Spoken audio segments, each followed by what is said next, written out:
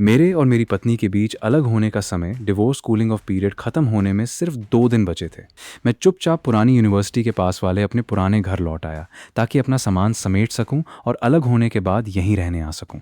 लेकिन कौन जानता था कि जब मैं एक अटके हुए दराज को जोर से खींच कर खोलूंगा तो अंदर से एक काले रंग की पेन ड्राइव सीधे मेरे पैरों के पास आकर गिरेगी। मुझे याद नहीं था कि ये पेन ड्राइव किसकी है, लेकिन फिर भी न जाने क्यों मैंने इसे अपने कंप्यूटर में लगा दिया। अंदर सिर्फ एक फाइल थी जिसका नाम था वॉलेट 4735। जब मैंने उसे खोला तो दंग रह गया। उसमें एक सीक्रेट की थी और नीचे छोटी सी लाइन में लिखा था, जी तुम्हारे पास 4735 सिक्के हैं, इन्हें जल्दी मत बेचना। इस लाइन को देखकर मेरा दिमाग सुन्न हो गया। 4735 सिक्के? आखिर ये किस चीज के सिक्के थे? मेरा दिल जोर जोर से धड़कने लगा। मैंने तुरंत उस चाबी को कॉपी किया और एक डिजिटल वॉलेट सॉफ्टवेयर में डाल दिया। जैसे ही पेज खुला, स्क्रीन पर एक लंबी संख्या चमक उठी, 4735 सिक्के, जिनकी कीमत 31,23,70,000 अमेरिकी डॉलर थी। यानी भारतीय रुपयों में देखा जाए तो ये पूरे 20 अरब रुपए से भी ज्यादा थे। मैं बिना हिले डुले बस स्क्रीन को देखता रहा। पानी पीने के लिए हाथ बढ़ाया तो उंगलियां कांपने लगीं और ग्लास हाथ से छूटकर फर्श पर टूट गया। पर मेरा ध्यान वहां गया ही नहीं। मेरी आंखें स्क्रीन से हट ही नहीं रही थीं। तभी मुझे अचानक याद आया, ये सन ही था, मेरा हाई स्कूल का दोस्त जो एक इंटरनेट कैफे में मैनेजर था। 15 साल पहले उसने मुझसे 10,000 रुपए उधार लिए थे और वापस नहीं कर पाया था, इसलिए उसने मुझे कर्ज के बदले ये पेन ड्राइव थमा दी थी। मैं किसी झंझट में नहीं पड़ना चाहता था, इसलिए बात वहीं आई गई हो गई और वो पेन ड्राइव 15 साल तक उस दराज में पड़ी रही। 10,000 रुपए, 15 साल और आज 20 अरब। मैं खुद को कांपने से रोक नहीं पा रहा था। तभी अचानक मेरे फोन की घंटी बजी। मेरी माँ का फोन था। मैंने 2 गहरी सांसें लीं और हिम्मत जुटाकर फोन उठाया। हाँ माँ। फोन के दूसरी तरफ से माँ की बहुत संकोच भरी आवाज आई, चेंजे, इस महीने तुमने फिर से पैसे क्यों भेजे? ऐसा चलता रहा तो तुम्हारी पत्नी हुई लिंक को लगेगा कि तुम उस पर बोझ बन रहे हो। ये तुम्हारे छोटे से परिवार के लिए ठीक नहीं है। मेरा मन हुआ कि मैं चिल्लाकर कह दूं, माँ मेरे पास बहुत पैसे आ गए हैं, लेकिन मैंने खुद को रोक लिया। मेरी माँ का दिल कमजोर है, वो इतना बड़ा झटका बर्दाश्त नहीं कर पाएंगी। मैंने मन मारकर कहा, माँ सब ठीक है, मैंने पैसों का इंतजाम कर लिया है। पर वो फिर भी चिंता कर रही थी। माँ ने कहा कि अगले महीने मेरे पिताजी को काम की जगह से 2,000 रुपए ज्यादा मिलेंगे। ये सुनकर मेरी आंखें भर आईं और भारी आवाज में मैंने कहा कि मैं दादी के जन्मदिन पर घर जरूर आऊंगा। फोन रखने के बाद मैं धूल से सने सोफे पर ढह गया। कमरे में इतनी शांति थी कि मुझे सिर्फ अपने दिल की धड़कनें सुनाई दे रही थीं जो मेरे कानों में गूंज रही थीं। 20 अरब! मैंने अपना चेहरा दोनों हाथों से ढक लिया। 7 साल पहले मेरे पिता की कंपनी को किसी ने धोखा दिया था, जिससे 2.7 करोड़ का बड़ा घाटा हुआ था। एक ही रात में जैसे हमारी दुनिया उजड़ गई। मैं, जो एक अमीर घर का बेटा था, अचानक कर्ज चुकाने के लिए दिन रात मेहनत करने वाला मजदूर बन गया। कर्ज उतारने के लिए मैं दिन में नौकरी करता और रात को पार्ट टाइम गाड़ी चलाता था। हर महीने 16,000 कमाता था, पर अपने पास सिर्फ 2,000 रखता था। 8,000 पत्नी हुई लिंक को घर चलाने के लिए देता और 6,000 माँ को कर्ज चुकाने के लिए। पूरे 7 साल तक मैंने अपने लिए एक नया कपड़ा तक नहीं खरीदा, बस एक गुलाम की तरह जीता रहा। लेकिन 1 महीने पहले मेरी 7 साल की इस तपस्या के बदले मुझे हुई लिंक से सिर्फ एक कोरा अलग होने का कागज डिवोर्स एग्रीमेंट मिला। उसने बिना सिर उठाए इतनी शांति से मुझसे दस्तखत करने को कहा जैसे वो किसी गैर की बात कर रही हो। उसने कहा, मैं अब और बर्दाश्त नहीं कर सकती। तुम मेरे लिए नहीं तो कम से कम हमारे बेटे शाओ त्यान के लिए तो सोचो। मैं 10 मिनट तक चुप रहा और आखिरकार दस्तखत कर दिए। लेकिन आज जब मैं स्क्रीन पर 9 अंकों की इस बड़ी रकम को देख रहा हूं तो मेरे दिमाग में एक अजीब सा विचार आया। मैंने फोन उठाया और खुद ब खुद हुई लिंक का नंबर मिलाने लगा ताकि उसे बता सकूं कि हमारे पास बहुत पैसा आ गया है और हमें अलग होने की जरूरत नहीं है। पर मेरी उंगली कॉल बटन पर रुक गई। जब हम 7 साल तक इस मुश्किल में साथ रहे तो वो ठीक इसी वक्त मुझसे अलग क्यों होना चाहती है? मैंने धीरे से फोन नीचे रखा और 7 साल का जो धुंधलापन दिमाग में था वो अचानक बिल्कुल साफ हो गया। यहाँ तक कि हाल के दिनों में मेरे बेटे की आंखों में भी मेरे लिए एक दूरी और बेरुखी दिखने लगी थी। पहले मुझे लगता था कि कर्ज के बोझ ने हम सबको बदल दिया है, लेकिन आज जब मेरे पीछे 20 अरब की ताकत है तब मैं सबसे बुरे सच का सामना करने की हिम्मत जुटा पा रहा हूँ। मैंने तुरंत अपनी गाड़ी की चाबी उठाई और बिना पीछे देखे पुराने घर से बाहर निकल आया। मुझे अपने डिजिटल सिक्कों को पैसों में भी बदलना था और हुई लिंक के अलग होने के पीछे का असली सच भी जानना था। खिड़की से आती ठंडी हवा जब मेरे चेहरे पे लगी तो 7 साल में पहली बार मुझे अपना दिमाग इतना शांत और साफ लगा। इतने सालों तक मैं हमेशा झुक कर सब सहता रहा, लेकिन अब जिंदगी जीने का तरीका बदलने का वक्त आ गया है। पैसा इंसान को हौसला देता है और आज मेरा हौसला आसमान छू रहा था। मैंने खुद को संभाला और रेड लाइट पर रुककर अपने बचपन के दोस्त यू लियांग को फोन किया। लियांग, मुझे कोई बहुत भरोसेमंद वकील बताओ। लियांग की आवाज में हैरानी थी। क्या हुआ? वो मेरा बहुत सच्चा दोस्त है। उसने एक बार अपनी पत्नी से छिपाकर मुझे 20 लाख रुपए की मदद देनी चाहिए थी। मैंने वो पैसे नहीं लिए थे, लेकिन उसका ये एहसान मैं जिंदगी भर नहीं भूलूंगा। मैंने सामने की रेड लाइट को देखते हुए सिर्फ इतना कहा, प्रॉपर्टी का मामला है। फोन काटकर मैंने गाड़ी की रफ्तार बढ़ा दी। ये 20 अरब मेरी शादी से पहले की संपत्ति है। जब तक मैं न चाहूं, कोई इसका एक हिस्सा भी नहीं छू सकता। अब मुझे 2 चीजें साफ करनी थी। पहला, ये पैसा सुरक्षित तरीके से मेरे पास कैसे आए, और दूसरा, इन 7 सालों में मैं आखिर किसके लिए गधे की तरह मेहनत कर रहा था। शाम के 5:30 बजे मैंने अपनी गाड़ी स्कूल के सामने सड़क किनारे लगा दी, जहां मेरा बेटा चेन-ए-त्यान आमतौर पर छुट्टी के बाद स्टेशनरी की दुकान पर मेरा इंतजार करता था। लेकिन जैसे ही मैं गाड़ी से नीचे उतरा, मैं वहीं का वहीं जम गया। मैंने देखा कि मेरा बेटा चेन-ए-त्यान हंस रहा था, एक ऐसी सच्ची, गहरी और प्यार भरी हंसी जिससे उसका छोटा सा चेहरा चमक रहा था। ऐसी हंसी उसने सालों से मुझे नहीं दी थी। और उसके सामने एक दूसरा आदमी घुटनों के बल बैठा था, जिसके हाथों में 2 बड़े खिलौनों के डिब्बे थे। वो आदमी मुस्कुराते हुए मेरे बेटे से धीरे धीरे कुछ कह रहा था। दूरी ज्यादा होने की वजह से मैं सुन नहीं पाया, लेकिन अगले ही पल मेरे बेटे की आवाज किसी चाकू की तरह मेरे कानों में चुभी। पापा, तय रहा ना? अगले हफ्ते हम अम्यूजमेंट पार्क चलेंगे, आप मुकरना मत। पापा! मैं वहीं बुत बनकर खड़ा रह गया। ऐसा लगा जैसे मेरे पैर किसी दलदल में धंस गए हों और आसपास की सारी आवाजें एकदम गायब हो गई हों। इसके तुरंत बाद मैंने देखा कि उस आदमी ने बहुत हक से मेरे बेटे का हाथ पकड़ा और उसे एक काली ऑडी Q7 गाड़ी की तरफ ले गया। मेरा बेटा जिस आसानी से उस गाड़ी में चढ़ा, उसे देखकर साफ था कि वो ऐसा पहले भी कई बार कर चुका है। मैं उसके पीछे नहीं भागा, बस मैंने चुपचाप उस गाड़ी का नंबर नोट कर लिया। जेब के अंदर मेरी उंगलियां इतनी जोर से भींच गईं कि मेरी हड्डियां तक दर्द करने लगीं। इस पल मुझे समझ आया कि किसी बात का शक होने में और अपनी आंखों से उसे देखने में कितना बड़ा फर्क होता है। गाड़ी में वापस आकर मैंने स्टीयरिंग व्हील पर हाथ मारने के गुस्से को काबू किया। गुस्सा, अपमान, नफरत,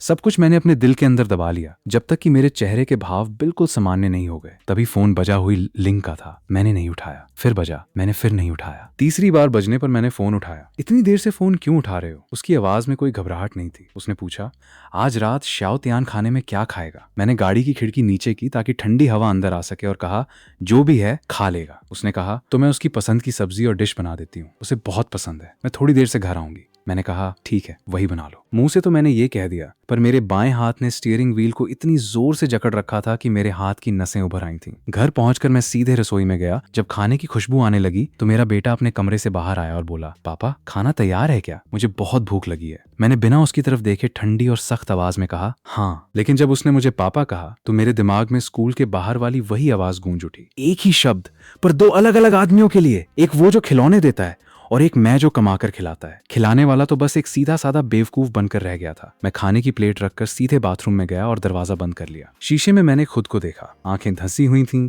दाढ़ी बड़ी हुई थी और मैंने एक पुरानी फीकी पड़ चुकी जैकेट पहन रखी थी।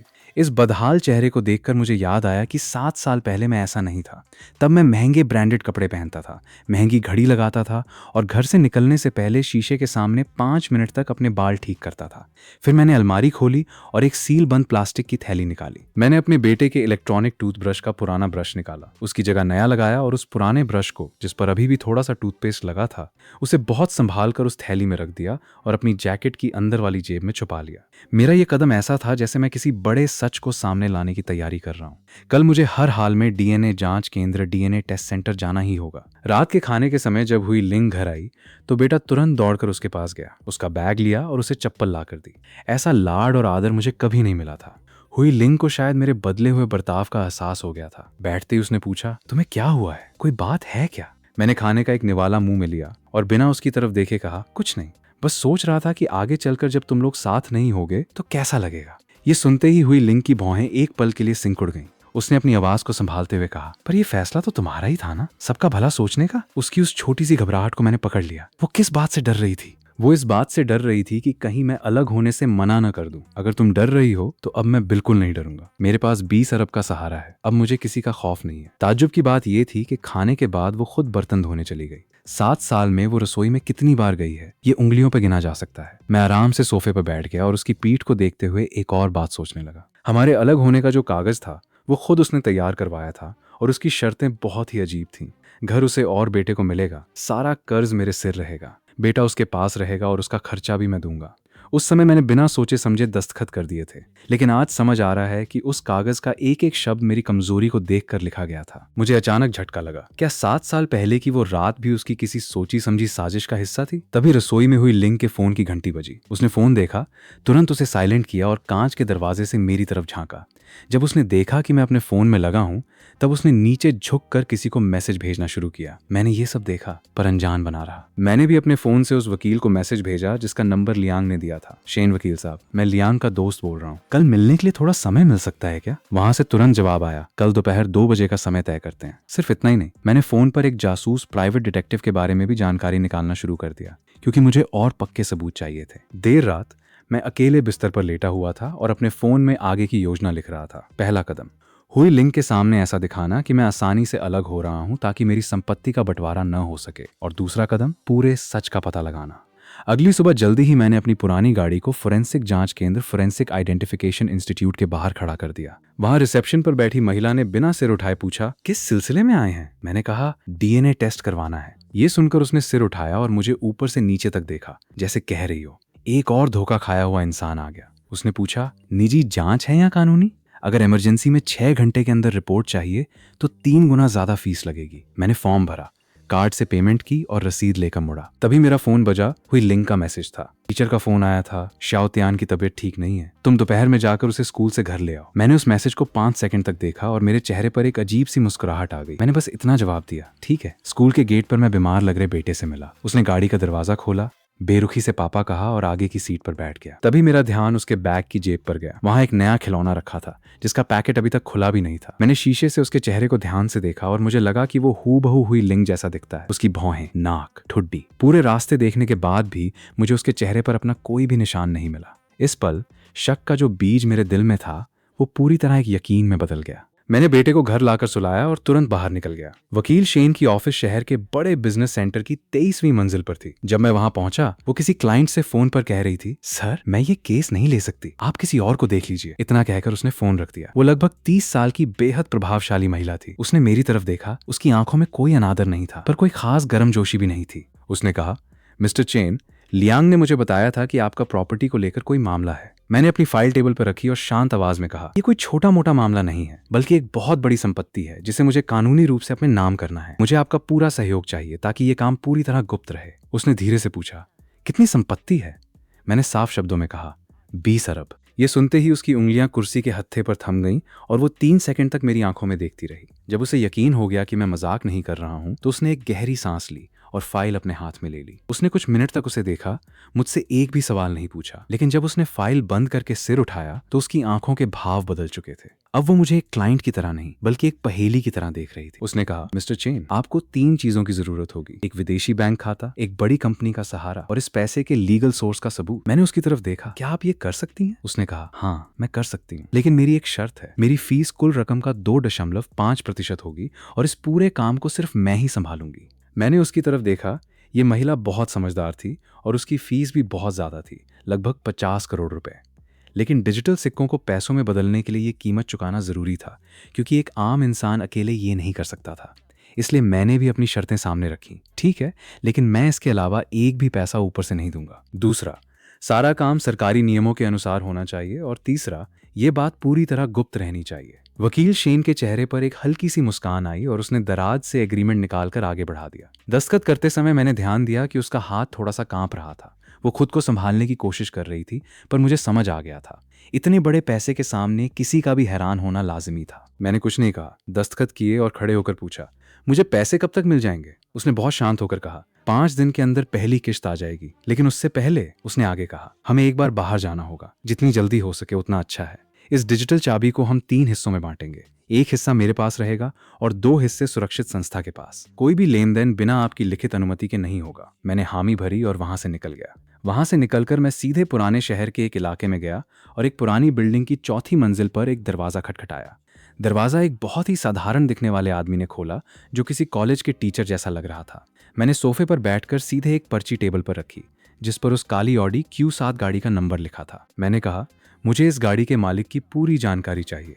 उसने उस पर्ची को देखा और फिर मेरी तरफ देखकर पूछा, शादीशुदा जिंदगी का मामला है? मैंने बस सिर हिलाया। फिर मैंने कहा, इसके साथ ही एक और इंसान की जानकारी चाहिए, मेरी पत्नी हुई लिंग। मुझे उसके सारे बैंक अकाउंट, फोन के रिकॉर्ड और इस गाड़ी के मालिक के साथ उसका क्या रिश्ता है, सब कुछ जानना है। वो 2 सेकंड के लिए चुप रहा और फिर 2 उंगलियां दिखाकर बोला, 2000 रुपए एडवांस लगेंगे, आज रात तक रिपोर्ट मिल जाएगी। मैंने तुरंत पैसे दिए और खड़ा हो गया। जैसे ही मैं मुड़ा, उसने पीछे से कहा, चेन, एक बात कहूँ, कभी कभी जो सच सामने आता है वो न जानने से भी ज्यादा तकलीफ देता है। क्या तुम तैयार हो? मैंने ठंडे लहजे में कहा, अगर मैं तैयार नहीं होता तो तुम्हारे पास नहीं आता। जब मैं बाहर निकला तो ठंडी हवा सीधे मेरे चेहरे पे लगी। वो ठंडक सीधे मेरे दिल तक जा रही थी। मैंने समय देखा, शाम के 4 बजने वाले थे और डीएनए टेस्ट की रिपोर्ट आने का समय हो चुका था।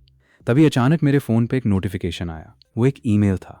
कांपते हाथों से मैंने उसे खोला और मेरी आंखें उस ईमेल के सबसे बड़े और साफ शब्द पर टिक गईं, जहां लिखा था, अस्वीकार। यानी वो मेरा बेटा नहीं था। जिस बेटे को मैंने 7 साल तक पाला, उस रिपोर्ट पर साफ साफ लिखा था, अस्वीकार, यानी वो मेरा बेटा नहीं था। सिर्फ 1 सेकंड पहले तक मेरे दिमाग में उसकी वही मासूम सूरत घूम रही थी जब वो मुझे पापा कहकर पुकारता था। पर अगले ही सेकंड मुझे ये खौफनाक सच पता चला कि मैं 7 साल से किसी और के बच्चे को पाल रहा था। मैंने गुस्से में स्टीयरिंग व्हील को जोर से जकड़ लिया। 32 साल की उम्र तक मैंने बिजनेस में घाटा और कर्जदारों की प्रताड़ना सब कुछ झेला था, पर कभी भी इतना गुस्सा नहीं आया था कि किसी का नुकसान कर बैठूं। लेकिन तभी मैंने अपना इरादा बदला। मेरे पास अब 20 अरब रुपए कैश थे, तो ऐसी धोखेबाज औरत के चक्कर में अपनी जिंदगी बर्बाद करना कहाँ की समझदारी थी? बिल्कुल नहीं। मैंने सोचने का तरीका बदल दिया। शांत रहने के आखिरी दिन मैंने फैसला किया कि मैं अब अलग नहीं होऊंगा। अगर मैंने अभी अलग होने के कागजात पर दस्तखत कर दिए तो मेरे दोनों घर और इन सालों में उस माँ बेटे पर खर्च किए गए 60 लाख से ज्यादा रुपए उसे बांटने पड़ जाएंगे। इसलिए मैं न सिर्फ उसे बिना एक पैसा दिए घर से निकालूंगा, बल्कि ये भी पता लगाऊंगा कि क्या 7 साल पहले उसने मुझे जानबूझकर फंसाया था। अब अलग होना मेरा मकसद नहीं था। मैं उसे धीरे धीरे उसकी गलती का एहसास कराना चाहता था। शाम ढलते ही मैंने घर का दरवाजा खोला। आज से मैं इस घर का गुलाम नहीं था। मेरी पत्नी हुई लिंग सोफे पर लेटी टीवी देख रही थी। मुझे देखकर उसने बेरुखी से कहा, आज गाड़ी चलाने नहीं गए? मैंने उसकी बात का कोई जवाब नहीं दिया और चुपचाप बैठ गया। मैंने पानी का ग्लास उठाया और फिर धीरे से नीचे रख दिया। मैंने बिल्कुल शांत आवाज में कहा, कल हम कोर्ट कागजी कार्रवाई के लिए नहीं जा रहे हैं। ये सुनते ही हुई लिंग ने झटके से अपना सिर घुमाया। क्या अलग नहीं होना? सिर्फ इन 3 शब्दों से पूरे कमरे में सन्नाटा छा गया। उसका चेहरा पहले हैरानी से बदला, फिर गुस्से में तमतमा उठा। अगले ही पल वो सोफे से उछलकर खड़ी हो गई और चीखते हुए बोली, अलग नहीं होना चाहते? तो क्या तुम हम माँ बेटे को तड़पाना चाहते हो? मैं चुपचाप उसके इस पागलपन को देखता रहा और मन ही मन हंसा। असली तमाशा तो अब शुरू हुआ था। उसे लग रहा था कि घर उसके हाथ से निकल गया है और उसका ये उड़ा हुआ चेहरा देखना मेरी उम्मीद से कहीं ज्यादा मजेदार था। मैं आराम से सोफे पर टिक गया और बोला, मैं तुम दोनों से प्यार करता हूँ, इसीलिए तो तुम्हें बाहर मुश्किलों में नहीं छोड़ सकता। वो पागलों की तरह चिल्लाने लगी, मुझे ऐसी जिंदगी नहीं चाहिए जहां रोज सुबह उठते ही पति के लाखों के कर्ज की चिंता सताए। वो जितना ज्यादा गुस्सा हो रही थी, मेरा मन उतना ही शांत हो रहा था। मैंने कहा, कर्ज तो मैंने तुमसे कभी नहीं भरवाया और घर खर्च के लिए भी हमेशा पूरे पैसे दिए। तुम अलग होने के लिए इतनी उतावली क्यों हो? क्या कोई और वजह है? उम्मीद के मुताबिक उसकी आंखों में एक पल के लिए घबराहट दिखी, पर वो बात बदलते हुए बोली, बस मैं थक चुकी हूँ, अब मुझे तुमसे प्यार नहीं है। क्या इतना काफी नहीं है? मैं मुस्कुराया और सोफे पर थोड़ा पीछे होकर उसे एक विलेन की तरह देखने लगा। तुम्हें प्यार नहीं है, ये तुम्हारी समस्या है, मेरी कोई गलती नहीं है। तुम्हें अलग क्यों हूं? ये सुनते ही वो पूरी तरह सन्न रह गई। उसका मुंह खुला का खुला रह गया। उसने पहली बार मेरी आंखों में लाचारी या दुख नहीं देखा, बल्कि एक ऐसा डर देखा जिससे उसकी रीढ़ में सिहरन दौड़ गई। मुझे उसे कोई जवाब देना ठीक नहीं लगा। जैसे ही मैं कमरे की तरफ मुड़ा, मैंने देखा कि बेटा कमरे के दरवाजे पर खड़ा था और उसका छोटा सा चेहरा डर से पीला पड़ा हुआ था। न जाने क्यों मैं उसके पास गया, झुककर उसके सिर पे हाथ फेरा और इतनी शांत आवाज में कहा कि हुई लिंग के रोंगटे खड़े हो गए। बेटा कोई बात नहीं, तुम्हारी मम्मी बस थोड़ा गुस्सा है। इतना कहकर मैं उन दोनों को वहीं छोड़ अपने कमरे में आ गया और दरवाजा बंद कर लिया। मैंने फिर से फोन पर उस डीएनए रिपोर्ट को देखा। उस अस्वीकार शब्द को देखकर अब मुझे उतना दर्द नहीं हो रहा था। 7 साल तक जब भी वो बीमार हुआ, आधी रात को मैं उसे गोद में उठाकर अस्पताल भागा, अपनी जान छिड़की और नतीजा क्या निकला? वो मेरा खून ही नहीं था। पर कोई बात नहीं, जब तक उसका नाम मेरे कागजात पर है, कानूनन वो मेरा ही बेटा है। लोग कहते हैं ना कि जैसे को तैसा। अब मैं देखना चाहता हूं कि ये बात कितनी सच होती है। खुद को परेशान करने से अच्छा है कि दूसरों को उनकी नानी याद दिलाई जाए। लेकिन सबसे जरूरी काम था कुछ पैसों का इंतजाम करना। डिजिटल सिक्कों को कैश होने में थोड़ा समय लगना था और जासूस का काम रुकना नहीं चाहिए था। हुई लिंग के पास अच्छे खासे पैसे जमा थे। शादी से पहले मैंने उसे लगभग 4 लाख रुपए दिए थे और इन सालों में हर महीने बिना चूके 8,000 रुपए घर खर्च के लिए देता था, जबकि उसकी खुद की सैलरी भी अच्छी थी। उसके पास कम से कम 10 लाख रुपए तो होंगे ही, लेकिन उससे पैसे उगलवाने के लिए दिमाग लगाना था। तभी मुझे याद आया कि मेरे माता पिता ने बिजनेस डूबने से पहले अपने होने वाले पोते के लिए 10 लाख रुपए की एक इंश्योरेंस पॉलिसी ली थी। अब जब वो मेरा बेटा ही नहीं है तो मैं कल ही जाकर उस पॉलिसी को बंद करवा दूंगा। इसके बाद अगला कदम था उस तीसरे आदमी का पता लगाना जिसने मेरे घर में सेंध लगाई थी। मैं उस आदमी से पाई पाई वसूल करने का मन बना चुका था। तभी मेरे फोन पर जासूस का मैसेज आया। उसने उस गाड़ी का नंबर निकाल लिया था। उस काली ऑडी Q7 का मालिक 32 साल का तू युआनडोंग था, जो एक इंटीरियर कंपनी में काम करता था और उसका पता शहर के नए इलाके का था। जासूस ने कहा कि वो कल से उस पर नजर रखेगा। ये देखते ही मैं सारा खेल समझ गया। हुई लिंग ने पहले से ही अपने लिए एक नया ठिकाना ढूंढ रखा था और मेरे जैसे सीधे इंसान की अब उसकी जिंदगी में कोई जरूरत नहीं रह गई थी। नहीं, बल्कि वो अभी भी मेरे बेटे का इस्तेमाल करके मुझे पूरी तरह निचोड़ना चाहती थी। सोच भी नहीं सकता कि अगर मुझे ये सच पता न चलता तो मेरी बची हुई जिंदगी कितनी नरक हो जाती। और मुझे एक और डरावना ख्याल आया। क्या उस बच्चे को भी ये सच पता था कि मैं उसका असली पिता नहीं हूं, इसलिए वो अपनी माँ के साथ मिलकर मुझसे चीजें छुपा रहा था? अगर तुम लोग वफादार नहीं हो सकते तो ठीक है, अब मैं भी तुम्हारे साथ कोई हमदर्दी नहीं रखूंगा। ये सोचते ही मेरा दिमाग बिल्कुल खुल गया और मैं आराम से सो गया। उस रात मुझे बहुत अच्छी नींद आई। अगली सुबह जब मैं उठा तो 9 बज रहे थे और घर में पूरा सन्नाटा था, यानी वो स्कूल जा चुका था। मैंने तुरंत बेडरूम के दराज से उस 10 लाख की बीमा पॉलिसी के कागजात निकाले।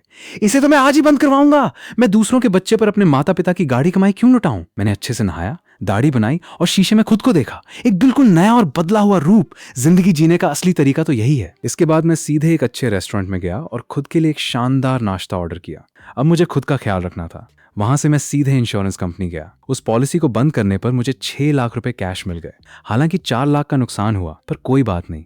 अलग होते समय ये सारा हिसाब मैं हुई लिंक के खाते में जोड़ दूंगा। वहां से निकलकर मैंने अपनी पुरानी गाड़ी को 55,000 रुपए में बेच दिया और सीधे बगल के शोरूम में जाकर 30 लाख की एक नई लग्जरी गाड़ी BMW X5 बुक कर ली। डाउन पेमेंट देने के बाद उसकी महीने की किस्त ठीक 8,000 रुपए बनी। ये वही रकम थी जो मैं हर महीने हुई लिंक को घर चलाने के लिए देता था। नई गाड़ी की ड्राइवर सीट पर बैठते ही मुझे लगा कि मैं सच में दोबारा जिंदा हो गया हूँ। मैं अपनी चमचमाती नई गाड़ी चलाकर सीधे अपने ऑफिस पहुंचा और अपना इस्तीफा रेजिग्नेशन टेबल पर रख दिया। जब जेब में 20 अरब रुपए हों तो ऐसी नौकरी करने की कोई जरूरत नहीं थी। मैंने 7 साल तक उन माँ बेटे का खर्च उठाया। अब जब मैं बिना नौकरी के हूं तो देखने वाली बात होगी कि वो मेरा खर्च कैसे उठाती है। कि तभी मेरे फोन पर एक अनजान नंबर से कॉल आई। वो मेरे वकील शेन त्यान्युआन का फोन था। उन्होंने कहा, मिस्टर चेन, अगर समय हो तो एक बार ऑफिस आ जाइए। आपके मामले में कुछ नया अपडेट है। मैं अपने दिल की उत्सुकता को दबाकर अपनी नई गाड़ी में बैठकर सीधे शहर के बिजनेस सेंटर की तरफ निकल पड़ा। जब मैं दोबारा वकील शेन से मिला तो उनकी आंखों में मेरे लिए एक अलग ही आदर था। इस बार मैं पहले की तरह लाचार नहीं था,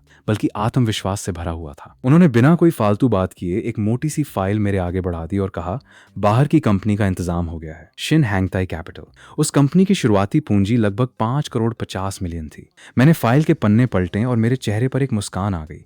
मुझे उम्मीद नहीं थी कि यह सब इतनी जल्दी हो जाएगा। लेकिन तभी वकील शेन ने 2 मुख्य बातें सामने रखी। जो डिजिटल सिक्के हैं उन्हें जोखिम से बचाने के लिए हमें 2 महीने के अंदर 10 अलग अलग किश्तों में कैश कराना होगा। और दूसरी बात जो सबसे ज्यादा उलझाने वाली है, तुम इतनी बड़ी रकम के सही स्रोत लीगल सोर्स का क्या सबूत दोगे? उनकी नजरें पूरी तरह मेरी आंखों पर टिकी थीं, जैसे वो मेरे मन को पढ़ना चाहती हों। लेकिन मैंने बिल्कुल शांत रहकर उनकी आंखों में देखा और सिर्फ 4 शब्द कहे, विदेशी निवेश, फॉरेन इन्वेस्टमेंट। ये सुनते ही वकील शेन ने चौंक कर अपनी भौएं उठाईं और उनके चेहरे पर एक मुस्कान आ गई। इस पैसे को विदेशी निवेश का रूप देना एक बहुत ही समझदारी भरा कदम था। मैं आराम से सोफे पर पीछे की तरफ झुक गया और अपनी पूरी योजना उनके सामने रख दी। बाहर की कंपनी एक विदेशी निवेशक के रूप में देश के अंदर रजिस्टर होगी और फिर हम टेक्निकल कंसल्टिंग फी के नाम पर सारा पैसा देश के अंदर ले आएंगे। वकील शेन 2 सेकंड के लिए चुप रहे, फिर उन्होंने अपने कंधे उचकाए और बोले, मानना पड़ेगा, तुमने इस पर काफी अच्छी तैयारी की है। मैंने बहुत सहजता से कहा, मैं बस पिछले कुछ सालों से कर्ज के बोझ तले दबा हुआ था और जो इंसान कर्ज में डूबा होता है उसका दिमाग पैसों के हिसाब किताब में बहुत तेज चलता है।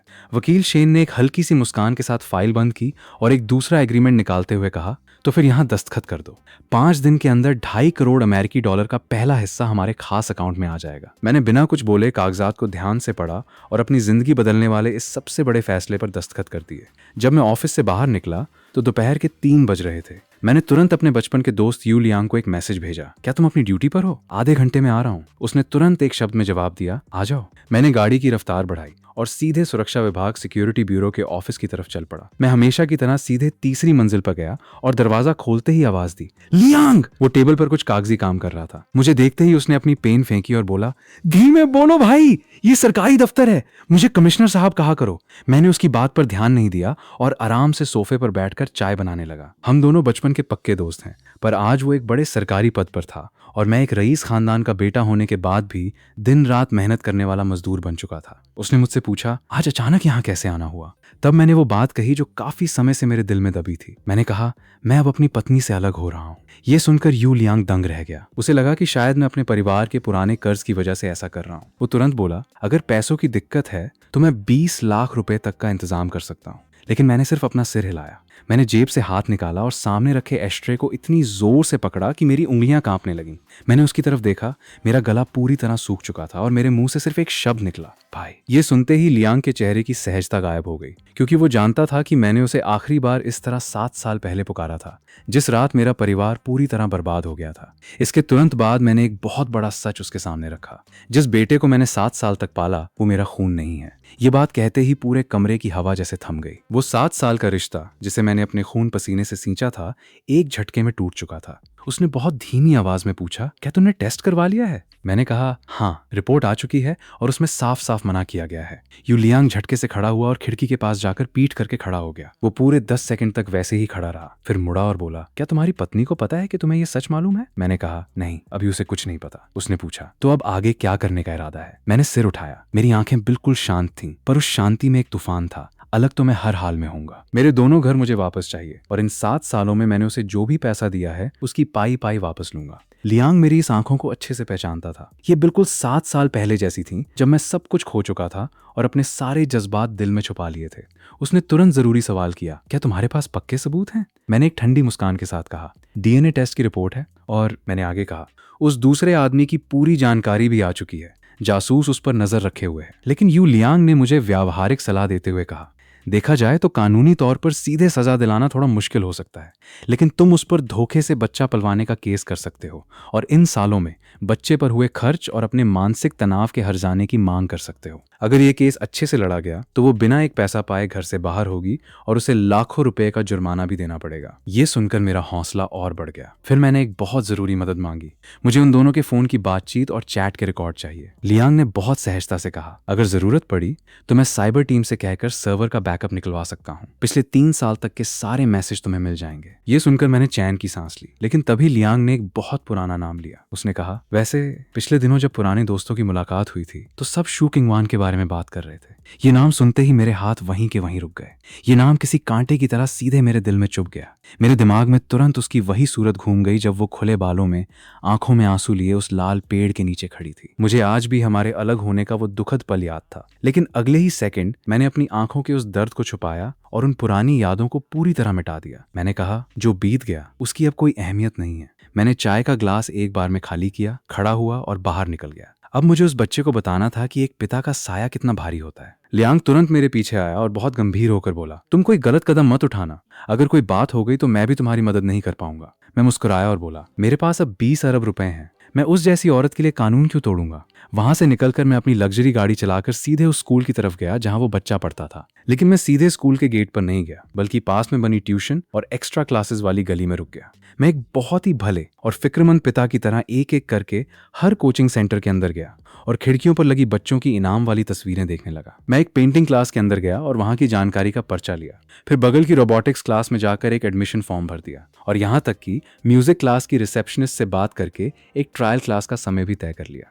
अपने हाथ में उन रंग बिरंगे पर्चों को देखकर मैं मन ही मन मुस्कुराया। वो बच्चा अब 6 साल का हो चुका था। चीजें सीखने की बिल्कुल सही उम्र थी। एक पिता होने के नाते मुझे उसकी हर तरफ से तैयारी करानी ही थी। तभी अचानक मेरा फोन वाइब्रेट हुआ। ये वकील शेन का मैसेज था। कल सुबह 9 बजे सीधे बाहर जाने की टिकट बुक हो चुकी है। बहुत बढ़िया। मेरी पहली किश्त के 2.5 करोड़ अमेरिकी डॉलर जल्द ही अकाउंट में आने वाले थे। फोन जेब में रखकर मैं दिमाग में उन एक्स्ट्रा क्लासेस रुचि कक्षाओं के खर्च का हिसाब लगाने लगा जो मैंने उस बच्चे के लिए चुनी थी। पेंटिंग क्लास के 38,000, रोबोटिक्स के 28,000 और म्यूजिक क्लास के 22,000, सब मिलाकर लगभग 1 लाख रुपए का खर्च बैठ रहा था। ये 1 लाख रुपए ठीक उतने ही थे जितनी हुई लिंक की पूरे साल की सैलरी थी। ये सोचकर मेरे चेहरे की मुस्कान और गहरी हो गई। क्या उसे लगता है कि ये 1 लाख रुपए खर्च होते ही बात खत्म हो जाएगी? नहीं, ये तो सिर्फ शुरुआत है। आगे चलकर प्रतियोगिताओं में भाग लेना, लेवल टेस्ट देना और नए उपकरण खरीदना, हर एक चीज पैसों का एक ऐसा कुआं है जिसका कोई अंत नहीं है। जब इन सब का बिल उसके सामने आएगा तब उसे समझ आएगा कि उसने मुझसे जो भी पैसा हड़पा है उसे पाई पाई करके ब्याज समेत लौटाना पड़ेगा। मैं अभी जितना ज्यादा खर्च करूंगा बाद में उसे चुकाना उतना ही भारी पड़ेगा। और सबसे मजेदार बात तो ये थी कि ये सारी क्लासेस बहुत महंगी होने के साथ साथ बहुत ज्यादा हुनर मांगती हैं। उस बच्चे के दिमाग के हिसाब से वो यहाँ जो कुछ भी सीखेगा सब बेकार जाएगा। मैं ये सोचकर ही बेताब हो रहा था कि जब हुई लिंग की साल भर की कमाई इन बेकार की क्लासेस में उड़ जाएगी तो उसका चेहरा देखने लायक होगा। मैं मन ही मन मुस्कुरा ही रहा था कि तभी वो अपना बैग टांगे स्कूल से बाहर आया। लेकिन मैं पहले की तरह दौड़कर उसके पास नहीं गया, बल्कि अपनी जगह खड़े रहकर बस उसे हाथ से इशारा किया। वो हैरान होकर गाड़ी में आकर बैठ गया। गाड़ी के दरवाजों पर लगी शानदार लकड़ी की सजावट को देखकर उसकी आंखें फटी की फटी रह गईं। पापा, क्या आपने नई गाड़ी खरीदी है? मैंने सीट बेल्ट लगाते हुए शीशे से उसे देखा और कहा, हाँ, बस थोड़ा सा मुनाफा हुआ था। लेकिन अगले ही पल उसने जो बात कही उसे सुनकर मेरे हाथ वहीं रुक गए। उसने पूछा, तो क्या अब आप हमारे साथ घर में रहोगे? मैंने शीशे से उसे ध्यान से देखा। वो अपना सिर झुकाए हुए अपने स्कूल बैग की बेल्ट को अपनी उंगलियों से बार बार गोल गोल लपेट रहा था। मैंने सीधे बात पकड़ी और पूछा, तुम्हें यह पूछने के लिए किसने कहा? उसकी आवाज अचानक बहुत धीमी हो गई और वो उंगलियों को और तेजी से मोड़ने लगा। किसी ने नहीं कहा। मैं मुस्कुराया। तुम्हारी मम्मी ने कहा था ना कि मुझसे पूछना कि मैं आज खुश हूं या नहीं। ये सुनते ही उसकी उंगलियां रुक गईं। उसने झटके से मुझे देखा और फिर नजरें चुराकर सिर झुका लिया। मैं मन ही मन हंसा, पर मैंने कोई जवाब नहीं दिया। मैंने गाड़ी स्टार्ट की और उसे एक बहुत बड़ा लालच देते हुए कहा, पापा के पास पैसे आ गए हैं, इसलिए मैंने फैसला किया है कि तुम्हें बहुत आगे तक ले जाऊंगा। उसने पूछा, किस चीज में पापा? मैंने कहा, तुम बड़े होकर एक योद्धा बनना चाहते थे ना? ये सुनते ही उसकी आंखें चमक उठी। हाँ पापा, वही जो तलवार लेकर सबकी मदद करता है। मैंने सिर हिलाया और बहुत प्यार से कहा, इसीलिए मैंने तुम्हारे लिए तलवारबाजी फेंसिंग क्लास की क्लास चुनी है, जहाँ सफेद सूट पहनकर हाथ में तलवार मिलती है। मैंने पूछा, क्या तुम ये सीखना चाहते हो? वो तुरंत खुशी से उछल पड़ा और हवा में हाथ पैर चलाने लगा। उसे देखकर मुझे अंदर ही अंदर बहुत मजा आ रहा था। फिर मैंने दूसरा धमाका किया। इसके साथ ही एक रोबोटिक्स क्लास भी है, जिसे सीखकर तुम खुद का चलता फिरता रोबोट बना सकोगे। उसने अपनी सीट पर उछलते हुए कहा, मुझे चाहिए, मुझे सीखना है पापा। घर का दरवाजा खोलते ही उसने कहा कि उसकी तबीयत ठीक नहीं है और वो टैबलेट पर गेम खेलना चाहता है। मैंने बहुत दरिया दिली दिखाते हुए कहा, ठीक है, खेल लो। वो पहले तो हैरान हुआ, फिर बड़ी सी मुस्कान के साथ अपना बैग लेकर कमरे की तरफ दौड़ गया।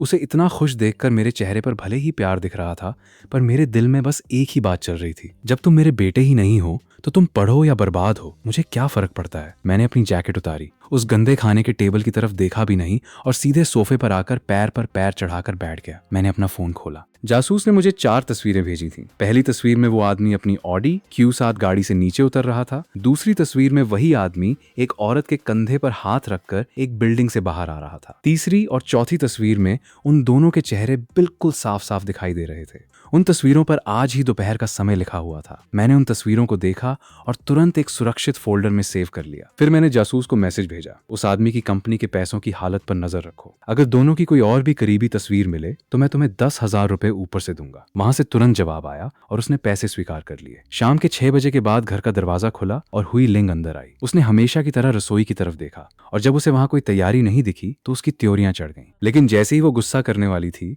उसकी नजरें सीधे जूते रखने वाले रैक पर टिक गईं। वहां एक चमचमाती हुई नई लग्जरी गाड़ी की चाबी रखी थी। वो कुछ सेकंड तक वहीं खड़ी रही, कभी उस चाबी को देखती तो कभी सोफे पर बैठकर आराम से फोन चला रहे मुझे देखती। उसने कुछ बोलने के लिए मुंह खोला, पर फिर अपनी बात को दबा लिया। वो पक्का यही सोच रही होगी कि मेरे पास नई गाड़ी खरीदने के लिए पैसे कहां से आए, और उसे मेरी पुरानी गाड़ी की चाबी भी कहीं नहीं मिल रही थी। उसका पूरा मन शंकाओं से भर गया था। वो बहुत गंभीर चेहरा बनाकर चुपचाप चाबी उठाकर मेरे पास आई। मैंने आहट सुनकर उसकी तरफ एक सरसरी नजर डाली। मुझे अंदर ही अंदर बहुत उत्सुकता हो रही थी कि ये औरत अभी तक अपना नाटक शुरू क्यों नहीं कर रही है। मैं मन ही मन मुस्कुराया और अपनी नजरें वापस फोन पर टिका ली, जहां मैं सोशल मीडिया पर आई तस्वीरों को बस ऐसे ही देख रहा था। उसने मुझसे पूछा, चेन, ये गाड़ी की चाबी कैसी है? मैंने बिना सिर उठाए बहुत सहजता से कहा, अभी नई खरीदी है। क्यों, क्या हुआ? वो तुरंत आकर मेरे पास बैठ गई और मेरे पैर को हिलाते हुए बोली, तुम्हारे पास गाड़ी खरीदने के पैसे कहां से आए, और ये कौन सी गाड़ी है? मेरे दिल में एक कड़वाहट भरी हंसी आई। ये वही औरत थी जो कल रात तक मुझसे अलग होने के लिए आसमान सिर पर उठा रही थी, और आज जैसे ही उसने एक महंगी गाड़ी की चाबी देखी, वो तुरंत मेरे पास आकर मेरे पैसों का था लेने लगी। अब जब वो सच जानना ही चाहती थी तो मैंने भी उसके सामने एक ऐसा चारा फेंकने का मन बना लिया जिससे वो खुद इस जाल में फंस जाए। मैंने अपना फोन जेब में रखा और बहुत शांत होकर झूठ बोल दिया, हमारे पुराने कर्ज के कुछ पैसे वापस मिल गए हैं। माँ ने मुझे 3 लाख रुपए भेजे थे, और चूंकि तुम गाड़ी बदलना चाहती थी इसलिए मैंने सीधे लोन किस्त पर ये नई गाड़ी BMW X5 खरीद ली। इतना कहते ही मैं चुपचाप उससे 2 कदम दूर हो गया। ये सोचकर ही मुझे बहुत अजीब लग रहा था कि वो दोपहर में ही उस दूसरे आदमी से मिलकर आई है। हुई लिंग को इस बात का जरा भी अंदाजा नहीं हुआ। उसका दिमाग तो बस उस नई गाड़ी और हमारे पुराने कर्ज के हिसाब किताब में उलझ गया था। वो मन ही मन अपनी नई चालें चलने लगी थी। वो वो उल्टे मुझ पर ही चिल्लाने लगी। तुम अलग नहीं होना चाहते? कहीं इसलिए तो नहीं कि मैं भी तुम्हारे साथ इस गाड़ी की किस्त भरूं? तुम इतने मतलबी कैसे हो सकते हो? तुम्हें हमारे बेटे शाओ तियान के भविष्य की कोई चिंता है या नहीं? मैंने उसकी तरफ देखा और उसकी बात को वहीं दबाते हुए कहा, तुम बस इतना बताओ कि तुम्हें यह गाड़ी चाहिए या नहीं। अगर नहीं चाहिए तो मैं इसे कल ही बेच दूंगा। 2-3 लाख का नुकसान होगा तो मुझे कोई परवाह नहीं है। ये सुनते ही हुई लिंग का गुस्सा 7वें आसमान पर पहुंच गया। दिन का लाखों का नुकसान? वो हमारे बेटे के हक का पैसा है। तुम उसे ऐसे कैसे बर्बाद कर सकते हो? मुझसे बिना पूछे ये फैसला क्यों किया? मैंने लापरवाही से हाथ हिलाया। मुझसे ऐसे छोटे मोटे सवाल मत पूछो। तुम बस इतना बताओ कि गाड़ी रखनी है या नहीं। अब हुई लिंग की बोलती बंद हो चुकी थी। उसे अचानक एहसास हुआ कि कल से मेरा बर्ताव पूरी तरह बदल चुका है। मैं बहुत सख्त हो गया था, बिल्कुल वैसा ही जैसे हम पहली बार मिले थे। कुछ देर चुप रहने के बाद वो अचानक मेरे पास आई और उसकी आंखों में झूठा प्यार तैरने लगा। वो भरमाई हुई आवाज में बोली, चेंज़े, हम दोनों का रिश्ता इतने सालों का है और हमारा बेटा भी है। क्या तुम मुझसे अलग होने की बात की वजह से नाराज हो? अगर तुम नहीं चाहते तो हम अलग नहीं होंगे।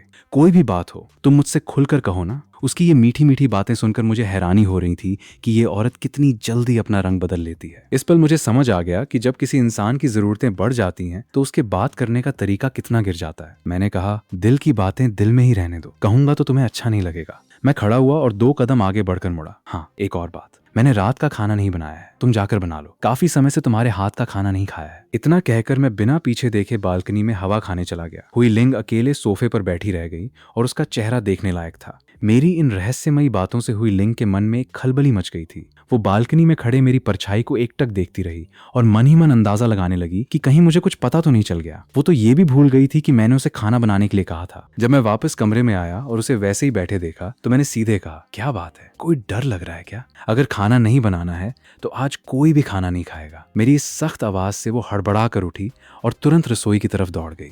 उसके रसोई में जाते ही मेरे चेहरे पर एक तीखी मुस्कान आ गई। मैं आराम से सोफे पर लेट गया और अपना फोन निकाला। रसोई से बर्तनों की आवाजें आ रही थीं। मुझे लगा कि जिंदगी अब सही रास्ते पर आ रही है। तभी मेरे फोन पर एक मैसेज आया जिसका नंबर मुझे थोड़ा जाना पहचाना लगा। मुझे अचानक याद आया कि ये तो उस क्लब की एक लड़की का नंबर था जिससे मैं साल की शुरुआत में दोस्तों के साथ मिला था। मैसेज में लिखा था, चेन भाई, आप कैसे हैं? मौसम बदल रहा है, अपना ख्याल रखिएगा, आपकी बहुत याद आती है। मैंने पुराने मैसेज देखे तो समझ आया कि वो हर कुछ दिनों में हाल चाल पूछती रहती थी। भले ही ये सब काम के सिलसिले में था, पर रसोई में मौजूद उस औरत के ड्रामे से तो ये भावनात्मक सुकून कहीं ज्यादा बेहतर था।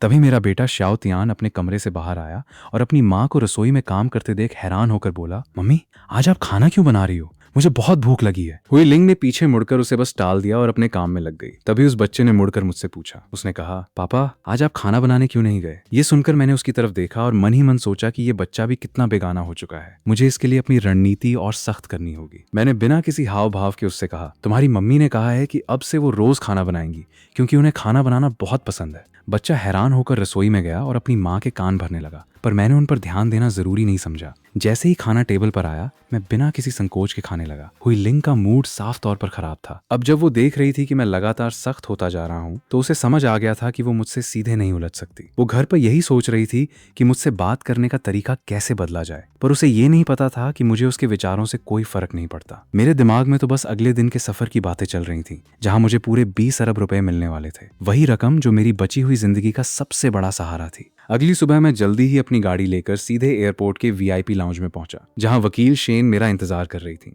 उन्होंने मुझे देखते ही बस हाथ मिलाया और कहा, मिस्टर चेन, हमारे सफर और वहां के संपर्कों का सारा इंतजाम हो गया है। सब कुछ पूरी तरह गुप्त रहेगा। मैंने हामी भरी और उनके साथ फ्लाइट में बैठ गया। जैसे ही विमान हवा में स्थिर हुआ, उन्होंने तुरंत एक फाइल मेरे आगे बढ़ा दी। ये हमारी गुप्त संधि और सुरक्षा के कागजात हैं। वकील शेन ने कहा, भले ही वहां के अधिकारी हमारे पुराने जानने वाले हैं, पर नियमों का पालन जरूरी है। मैंने कागजात हाथ में लिए और उन्हें ध्यान से पढ़ा। हर एक शर्त बिल्कुल साफ थी और जिम्मेदारियां तय थीं। ये महिला सच में बहुत सलीके से काम करती थी। इसके बाद उन्होंने अपनी आंखों पर पट्टी लगाई और सोने की कोशिश करने लगी।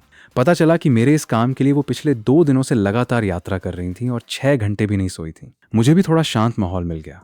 10,000 मीटर की ऊंचाई से नीचे तेजी से पीछे छूटते शहरों को देखते हुए मेरा मन बिल्कुल शांत था। एक बड़ा धोखा, 7 साल की गुलामी और 6 साल तक किसी और के बच्चे को अपना नाम देना। इस पैसे के हाथ में आते ही मैं अपनी जिंदगी का फैसला खुद करने के लायक हो जाऊंगा और फिर कभी किसी के सामने नहीं झुकूंगा। 2.5 घंटे बाद हमारा विमान लैंड हुआ और हम तेजी से बाहर आए। वहां हमारे लिए एक बड़ी काली गाड़ी तैयार खड़ी थी जो हमें सीधे बिजनेस सेंटर ले गई। गाड़ी एक शानदार बड़ी बिल्डिंग के सामने रुकी। शीशे के दरवाजे पर जब मैंने अपना अक्स देखा तो मुझे 7 साल पहले की अपनी वही सूरत याद आ गई जब मैं सब कुछ खो चुका था। मैंने एक गहरी सांस ली और अंदर कदम रखा ऑफिस के अंदर सोने के फ्रेम का चश्मा पहने एक अधेड़ उम्र का आदमी तुरंत खड़ा हुआ और बहुत गर्मजोशी से हाथ मिलाते हुए बोला, मिस्टर चेन, वकील शेन, आपका बहुत बहुत स्वागत है।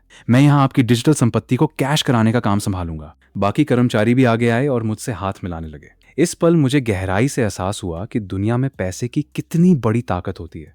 मुझे खिड़की से बाहर के सुंदर नज़ारे देखने में कोई दिलचस्पी नहीं थी। बैठते ही मैंने सीधे मुद्दे की बात की।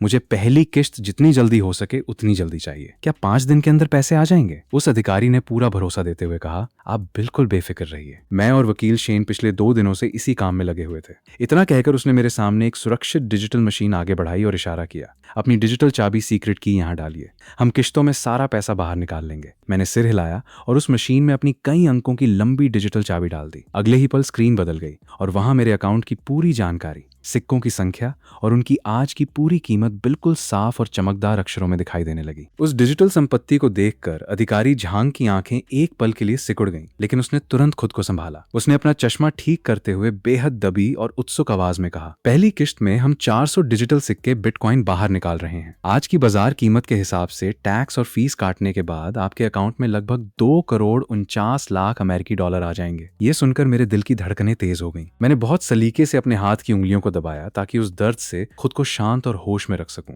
उसने आगे समझाया कि इस पूरे काम में 3 दिन का समय लगेगा और पैसा ज्यादा से ज्यादा 4 दिन में आपके हाथ में होगा। उसने कहा, बाकी बची हुई 9 किश्तें अगले 2 महीनों के अंदर पूरी तरह ठिकाने लगा दी जाएंगी। मैं मशीन के आगे झुका और अपनी तरफ से सारे जरूरी बटन दबाकर पक्का किया कि सारे सिक्के सुरक्षित अकाउंट में ट्रांसफर हो चुके हैं। इसके बाद ही मेरे दिमाग का तनाव थोड़ा कम हुआ। मैं आराम से सोफे पर पीछे की तरफ झुका और बोला, उम्मीद है हमारा ये काम अच्छे से पूरा होगा। अधिकारी झांग ने भी अपनी स्क्रीन पर सब पक्का किया और मुस्कुराते हुए आज रात की बड़ी पार्टी का न्योता दिया। लेकिन मैंने तुरंत हाथ हिलाकर मना कर दिया, पार्टी तो बाद में भी होती रहेगी, पहले काम पूरी सुरक्षा और नियम के साथ पूरा हो जाए तो हम सबके लिए अच्छा है। वो मुस्कुराते हुए सिर हिलाने लगा। वहीं पास खड़ी वकील शेन मुझे बड़े गौर से देख रही थी और उनकी सांसें थोड़ी भारी थीं। वो पक्का सोच रही होंगी कि करोड़ों रुपए के इस लेन देन को मैं इतनी सहजता से कैसे संभाल रहा हूँ, जैसे मैं बस पानी पी रहा हूँ। मैं कुछ दिन पहले वाला लाचार इंसान बिल्कुल नहीं लग रहा था। काम पूरा होते ही मैं वहां एक पल भी नहीं रुकना चाहता था। जब हम उस बड़ी बिल्डिंग से बाहर निकले तो वकील शेन मेरे पीछे पीछे आ रही थी। उन्होंने कहा,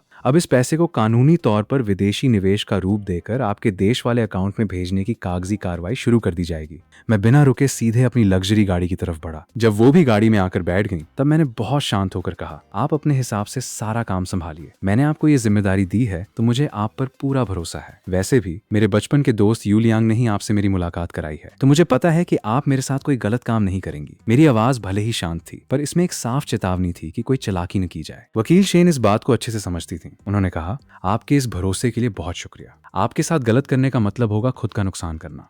आधे घंटे बाद हमारी गाड़ी वापस एयरपोर्ट पहुंच गई। मैं गाड़ी से नीचे उतरा। आसमान की धूप मेरे शरीर पर पड़ रही थी, जो इतनी सुखद थी कि हकीकत नहीं लग रही थी। मैंने जेब से फोन निकाला और अपने माता पिता का नंबर देखा, पर फिर रुक गया। काम पूरा होने से पहले ही खुशियां मनाना ठीक नहीं होता। ये बड़ा सरप्राइज मैं उन्हें सामने मिलकर ही दूंगा। तभी एयरपोर्ट के बड़े हॉल में अचानक कुछ शोर शराबा होने लगा। मैंने शुरुआत में ध्यान नहीं दिया, पर जैसे ही मैं भीड़ को पार कर रहा था तभी हवा में मुझे एक बहुत ही जानी पहचानी खुशबू का एहसास हुआ। मैं झटके से पीछे मुड़ा, पर लोगों की भारी भीड़ की वजह से मुझे कुछ दिखाई नहीं दिया। मैंने अपनी भौहें सिकोड़ी और तेजी से फ्लाइट पकड़ने वाले रास्ते की तरफ बढ़ गया। लेकिन मुझे इस बात का अंदाजा भी नहीं था कि मेरे पीछे उस भीड़ में एक छोटे बाल वाली महिला एक बच्चे का हाथ पकड़े दूसरी बुजुर्ग महिला को खींचते हुए तेजी से बाहर निकल रही थी। वो कह रही थी, मम्मी आप भी ना, हमारे साथ बच्चा भी है, थोड़ा धीरे चलो। और मुझे ये भी नहीं पता था कि जब मैं पीछे मुड़ा था तो उस भीड़ में मौजूद उस बुजुर्ग महिला ने अपनी बेटी का हाथ पकड़कर कहा था, किंगवान, मुझे अभी अभी लगा जैसे मैंने चेंजे को देखा है, क्या तुमने ध्यान दिया? वो जो अभी फ्लाइट पकड़ने वाले रास्ते की तरफ गया है। लेकिन उस किंगवान नाम की महिला ने अपनी माँ की तरफ देखा और कहा, मम्मी आपकी नजरें भी ना जाने कहाँ कहाँ रहती हैं, वो अपने शहर में होगा, यहाँ इतनी दूर क्यों आएगा? लेकिन वो बुजुर्ग महिला मन ही मन बुदबुदाती रही। किस्मत का क्या भरोसा, मान लो वही हुआ तो? क्या तुम उससे एक बार भी मिलना नहीं चाहती? ये सब क्या हो गया? किंगवान इस बारे में बात नहीं करना चाहती थी। उसने तुरंत बात को बदला। लेकिन जैसे ही वो बच्चे को गाड़ी में बैठाने के लिए मुड़ी, उसने एक बार अनजाने में ही सही उस आती जाती भीड़ की तरफ मुड़कर देखा। वहां कोई नहीं था। उसकी आंखों की वो उम्मीद धीरे धीरे गायब हो गई और बच्चे की सीट बेल्ट लगाने के उसके वो हाथ बहुत धीमे पड़ गए थे, जैसे उसका मन कहीं खो गया हो। जब मेरा विमान वापस अपने शहर में उतरा तो रात हो चुकी थी। बदलती हुई ठंड की वजह से मैंने अपनी जैकेट को थोड़ा और कस लिया। वकील शेन से विदा लेकर मैं अपनी नई गाड़ी BMW X5 चलाकर सीधे अपने घर आ गया। रात के 8 बज रहे थे। मैंने घर का दरवाजा खोला तो देखा कि हुई लिंग और उसका बेटा घर पर नहीं थे। साफ था कि वो दोबारा अपने उसी यार से मिलने गई होगी, पर मुझे अब रत्ती भर भी परवाह नहीं थी, क्योंकि वो अब मेरी जिंदगी से बाहर हो चुकी थी। ये पूरा दिन बहुत भाग दौड़ वाला था, इसलिए मैं बिस्तर पर गिरते ही गहरी नींद सो गया। अगली सुबह जब मैं सोकर उठा तो हुई लिंग लिविंग रूम में बैठी थी। कमाल की बात यह थी कि उसने आज कोई हंगामा नहीं किया। मैंने उससे कोई बात नहीं की और हमेशा की तरह उस बच्चे को स्कूल छोड़ आया। इसके बाद के 3 दिन मैंने पूरी तरह अपनी मर्जी से जिए। मैंने अपनी पुरानी नौकरी से इस्तीफा दे दिया। मैं पूरे शहर में आराम से घूमता, कहीं लोगों को ताश या शतरंज खेलते देखता तो शहर के सबसे महंगे होटलों में जाकर खाना खाता। दोपहर के आराम के लिए मैंने एक 5 स्टार होटल में कमरा बुक किया और शाम को नदी के किनारे बैठकर लोगों को मछली पकड़ते देखता। शाम के 5 बजे मैं उस बच्चे को स्कूल से लेता और उसकी तलवारबाजी की क्लास में छोड़ देता। जब तक वो अंदर सीखता, मैं पास के एक स्पा सेंटर में जाकर आराम से फुट मसाज करवाता। ये जिंदगी किसी जन्नत जैसी थी। मैं अच्छे से जानता था कि अगर वो पेन ड्राइव मुझे न मिली होती तो मैं अपनी पूरी जिंदगी में कभी ऐसा ऐशो आराम नहीं देख पाता। चौथे दिन यानी आज दोपहर को जैसे ही मैंने बच्चे को क्लास के अंदर भेजा, तभी वकील शेन का फोन आया। उन्होंने बताया कि पहली किश्त का पैसा। मैंने एक बहुत गहरी सांस ली। मेरा पूरा शरीर एक अजीब सी खुशी से कांप रहा था। मैंने अपने लाल होते और गर्म गालों पर 2-3 थप्पड़ मारे ताकि खुद को यकीन दिला सकूं कि ये कोई सपना नहीं बल्कि एक नई शुरुआत है। अगले ही पल मैंने फोन निकाला और सीधे अपने दोस्त जासूस को फोन मिलाया। मैंने बहुत गंभीर आवाज में कहा, उस आदमी की कंपनी के सारे बड़े ग्राहकों और सामान देने वालों सप्लायर्स की पूरी जानकारी निकालो। फिर कुछ देर सोचने के बाद मैंने वकील शेन से कहा, हमारी जो भी नई कंपनी रजिस्टर होगी उसका मालिक लीगल रिप्रेजेंटेटिव मेरा छोटा भाई चेन झुओ होगा। मेरे अपने नाम पर कोई भी संपत्ति नहीं होनी चाहिए। ये सुनकर वकील शेन हैरान रह गईं और मुझे देखने लगीं, जैसे पूछ रही हूं कि ऐसा क्यों। मैं उनकी उलझन समझ गया और एक ठंडी मुस्कान के साथ कहा, आप गलत मत सोचिए। मैंने आगे कहा, क्या कंपनी का मालिक होने का मतलब हमेशा यही होता है कि उसे किसी मुसीबत में फंसाया जा रहा है? वैसे भी मुझ पर ऐसी कौन सी मुसीबत आने वाली है जिसके लिए मुझे किसी को ढाल बनाना पड़े? मेरा वो छोटा भाई बहुत ही सीधा और शांत इंसान है। वो सिर्फ अपनी पत्नी के बर्ताव की वजह से आज भी हमारे पुराने गांव वाले घर में रहने को मजबूर है। सालों पहले जब हमारा परिवार अमीर था तब उसकी पत्नी बड़े चाव से शादी करके आई थी, लेकिन शादी के 1 साल बाद ही जब हमारा दिवाला निकल गया तो उसके बाद से वो मेरे भाई और मेरे माता पिता को हर छोटी बात पर ताने मारती है और उनका जीना हराम कर रखा है। अब जब मेरे पास इतनी बड़ी दौलत आ चुकी है और मैं दोबारा अपने पैरों पर खड़ा हो गया हूँ तो मैं हर हाल में अपने भाई को उसका खोया हुआ सम्मान वापस दिलाऊंगा और समाज में उसका सिर हमेशा के लिए ऊंचा कर दूंगा। तभी वकील शेन ने बिना कोई फालतू सवाल किए दस्तावेजों पर कुछ नोट लिखा और सिर उठाकर मुझसे पूछा, कंपनी का नाम क्या पुराना वाला ही रखना है? मैंने तुरंत अपना सिर हिलाया और बिना किसी हिचकिचाहट के कहा, नहीं, इसका नाम कॉन्स्टलेशन इन्वेस्टमेंट स्टेलर इन्वेस्टमेंट होगा। उन्होंने पूछा, और इस कंपनी का निवेश कहाँ किया जाएगा? मैंने अपना चाय का कप उठाया, गर्म चाय को धीरे से फूंका और कहा, मेरे अपने होम टाउन पुराने जिले में। लेकिन कोई जल्दबाजी नहीं है। पहले आप वहां के लोगों से बातचीत करके कंपनी का एक ढांचा तैयार कर लीजिए। पैसा एक बार सुरक्षित आ जाए, क्योंकि मुझे पैसा अपने हाथ में रखना ही सबसे सही लगता है। वकील शेन ने मेरी बात पर सहमति में सिर हिलाया। उन्होंने आगे पूछा, इस बड़ी रकम को आप किस तरह खर्च करने की सोच रहे हैं? मैंने चाय का कप टेबल पर रखा और उनकी तरफ देखते हुए एक एक शब्द साफ साफ कहा, सारा खर्च कंपनी के नाम पर किया जाएगा। ये सुनते ही वकील शेन ने चौंक कर अपनी भौहें उठा लीं और उनके चेहरे पर बड़ी हैरानी थी। मैंने तुरंत उन्हें समझाते हुए कहा, हमारी कंपनी का सारा पैसा कंपनी की संपत्ति के रूप में ही दिखाया जाएगा। महंगी घड़ियां, आलीशान गाड़ियां और रोजमर्रा का हर एक छोटा बड़ा खर्च कंपनी के खाते से ही होगा। मैं कागजों पर खुद को पूरी तरह से कंगाल बिना किसी संपत्ति के रखूंगा। उनका पहला अंदाजा यही था कि मैं ये सब सिर्फ टैक्स बचाने के लिए कर रहा हूँ। मैंने उनकी तरफ देखा, अपना सिर हिलाया और मेरी आंखें अचानक बहुत ठंडी हो गईं। मैंने कहा, ये सिर्फ टैक्स बचाने के लिए नहीं, बल्कि अपने पुराने कर्ज और देनदारियों से खुद को पूरी तरह सुरक्षित रखने के लिए है। मैं बहुत जल्द अपनी पत्नी से अलग होने वाला हूँ। ये सुनते ही वकील शेन के हाथ से पेन वहीं रुक गई और उन्होंने चौंक कर मेरी तरफ देखा। उनकी आंखों में ढेरों सवाल और उत्सुकता साफ दिख रही थी। हाँ, मैंने बिल्कुल सही कहा। मैं हर हाल में अलग होऊंगा और मैं उस औरत हुई लिंग को अपनी इस दौलत में से एक ढेला भी ले जाने नहीं दूंगा। ये डिजिटल सिक्के बिटकॉइन भले ही शादी से पहले की संपत्ति हैं, पर एक बार इन्हें कैश कराने के बाद कानूनी तौर पर इन्हें शादी के बाद का मुनाफा माना जा सकता है। मैं अपनी जिंदगी में ऐसा कोई भी खतरा नहीं मोल लेना चाहता था। इसीलिए मैंने एक अलग मालिक के नाम पर ये नई कंपनी खड़ी की है, ताकि मेरे अपने नाम पर कोई संपत्ति न रहे। और रही बात मेरी सैलरी की, तो उसकी चिंता मत कीजिए, क्योंकि मैं पहले ही अपनी नौकरी से इस्तीफा दे चुका हूँ। वकील शेन कुछ सेकंड के लिए बिल्कुल शांत रहीं।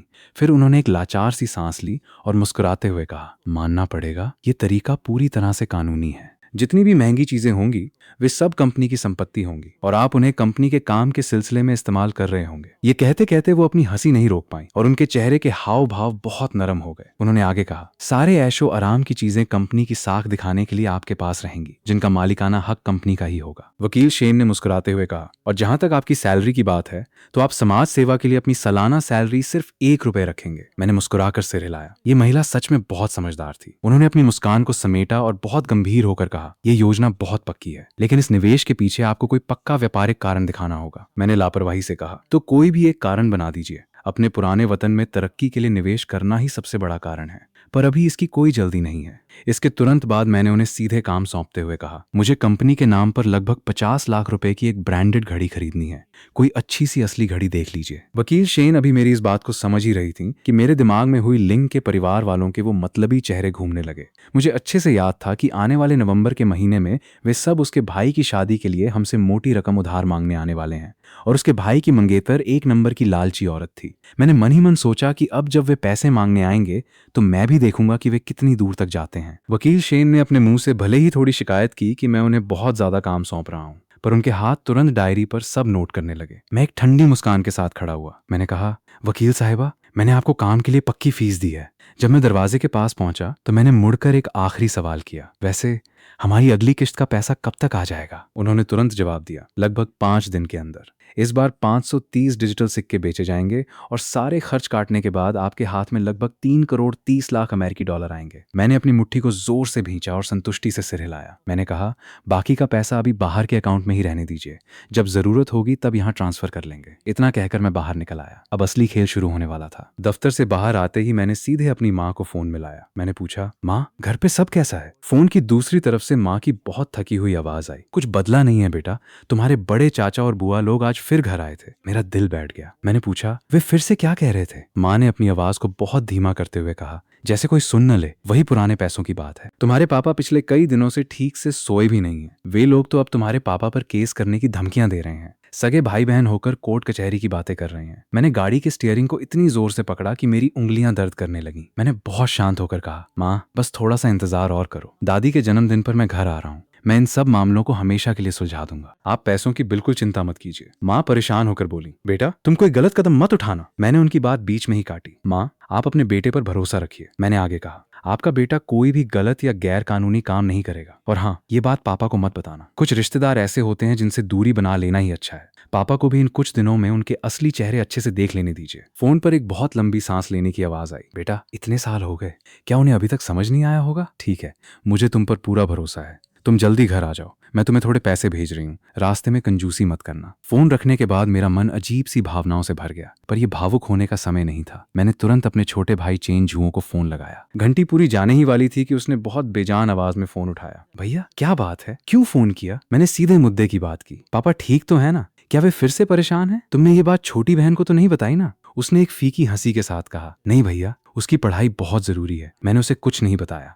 वैसे भी गलती हमारी ही है कि हम दोनों भाई जिंदगी में कुछ बड़ा नहीं कर पाए। उसकी ये बात किसी सुई की तरह सीधे मेरे दिल में चुभ गई। एक समय था जब मैं भी इन सब हालातों के आगे खुद को उतना ही बेबस महसूस करता था। मैंने एक बहुत गहरी सांस ली और पूरी मजबूती से उससे कहा, चेन झुओ, दादी के जन्मदिन पर मैं घर आ रहा हूँ और हमारे परिवार का जितना भी पुराना कर्ज है उसे एक झटके में चुका दूंगा। फोन की दूसरी तरफ बिल्कुल सन्नाटा छा गया, जैसे उसे मेरी बात पर यकीन ही ना हुआ हो। फिर उसने बहुत झिझकते हुए पूछा, भैया, क्या आपके हाथ कोई बड़ी रकम लगी है? कहीं कोई लॉटरी तो नहीं लग गई? मैंने उसकी बात को काटते हुए कहा, तुम इन सब बातों की बिल्कुल फिक्र मत करो। बस उन रिश्तेदारों के सामने अब से थोड़ी मजबूती से खड़े रहना, ताकि पापा को भी तुम्हारा ये बदला हुआ हौसला दिखाई दे। फोन रखने के बाद मैंने तुरंत अपना फोन खोला और अपनी माँ के अकाउंट में बिना कुछ सोचे समझे 50,000 रुपए ट्रांसफर कर दिए और साथ ही अपनी छोटी बहन चेन शी को भी 10,000 रुपए भेज दिए।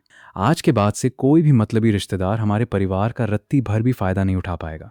ये सब करने के बाद मैंने गाड़ी स्टार्ट की और सीधे बच्चे की तलवारबाजी वाली क्लास की तरफ चल पड़ा। जैसे ही मैं वहां पहुंचा, वो बच्चा पसीने से लथपथ दौड़ता हुआ बाहर आया और हाथ में प्लास्टिक की तलवार लहराते हुए चिल्लाया, पापा, आज मैं जीत गया। मैंने उस मोटे लड़के को 5 बार मात दी।